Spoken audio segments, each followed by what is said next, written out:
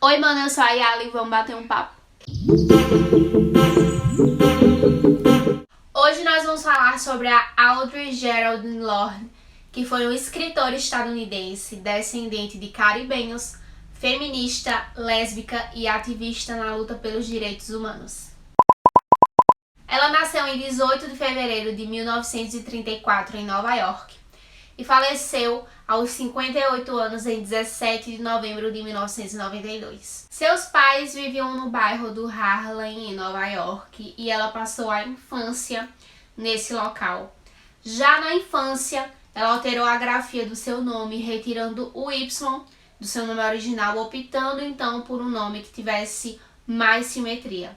Quanto à sua vida acadêmica e à sua formação intelectual e profissional, Audre se formou em biblioteconomia pela Universidade da cidade de Nova York em 1959. E enquanto ela estudava na universidade, ela trabalhou como técnica de raio-x, operária de fábrica, ghostwriter, supervisora de vendas e secretária, para conseguir se sustentar enquanto concluía a sua graduação. Depois que ela terminou a faculdade, ela começou a trabalhar na sua área de formação como bibliotecária e deu início a um mestrado também na área, na Universidade de Colômbia. Em 1966, ela se tornou biblioteca-chefe em uma escola de Nova York, onde ela trabalhou até 1968.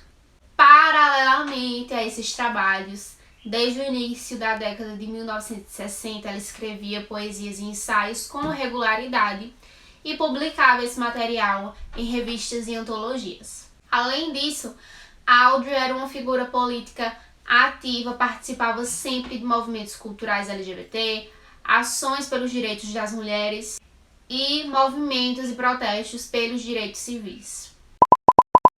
Ela se casou com o advogado Edwin Rollins, com quem teve 2 filhos, o Jonathan e a Elizabeth. Eles foram casados até o ano de 1970 e depois disso, a Audre assumiu uma relação com a Frances Clayton, uma professora de psicologia com quem ela se relacionou até 1989.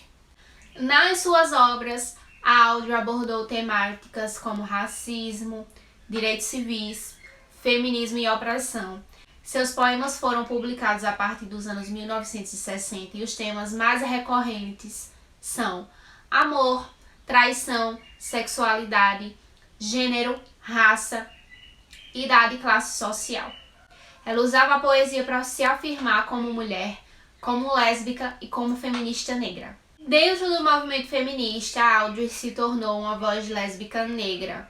Ela questionava e desafiava a reflexão das feministas brancas, promovendo realmente a reflexão sobre questões raciais dentro do movimento. Ela chegou inclusive a questionar e apontar as opressões que as mulheres brancas submetiam às mulheres negras, e esse é um dos principais motivos para, na época, ela ter sido deixada um pouco de lado dentro do movimento feminista por essas mulheres brancas que não compreendiam esses questionamentos, e fez com que ela se tornasse um dos principais nomes quando pensamos em feminismo interseccional, exatamente por essas questões que ela levantou tantas décadas atrás. Como eu já disse, infelizmente, por apontar essas questões e essas problemáticas dentro do feminismo, essas fragilidades, em alguns momentos ela não foi apoiada pelas demais mulheres do movimento, e ela usou a poesia para falar exatamente sobre isso, sobre sua condição de mulher negra dentro de uma sociedade marcada tanto pelo machismo quanto pelo racismo. Em 1977, ela se tornou editora de poesia de um jornal feminista e 3 anos depois ela se uniu à escritora Barbara Smith e fundou a editora Kitchen Table, Women of Color Press. O intuito dessa editora era disseminar a produção de feministas negras.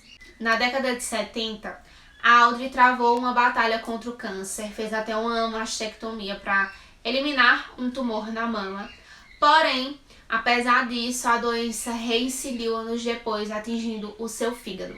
Seus últimos anos de vida foram vividos em St. Croix, uma ilha no Caribe, e lá ela viveu com a ativista e socióloga Gloria Joseph.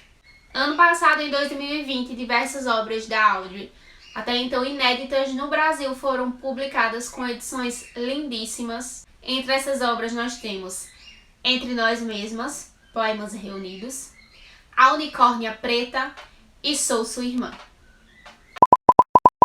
E aí, você já conhecia a Audre? Já leu algum dos livros que foram recentemente lançados no Brasil dessa escritora? Se sim, coloca aqui nos comentários. Me conta as impressões que você teve ao ler a obra dessa feminista tão importante para o feminismo interseccional.